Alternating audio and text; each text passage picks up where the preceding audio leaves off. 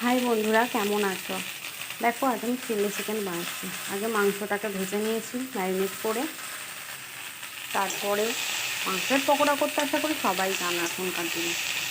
আর তারপরে দিয়ে দিয়েছি কড়াই পেঁয়াজ, ক্যাপসিকাম। পেঁয়াজ পাতা ছিল না, তো দিয়ে দিয়েছি। এটা ভালো করে ভেজে এর ওপর সস দিতে হবে। অল্প করে রসুনের পেস্ট দেবো, দিয়ে নাড়বো।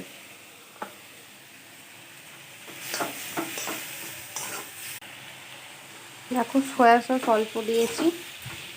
এরপরে দেবো অল্প রেড চিলি সস, পরিমাণ মতো ঝাল যে যেরকম খায়।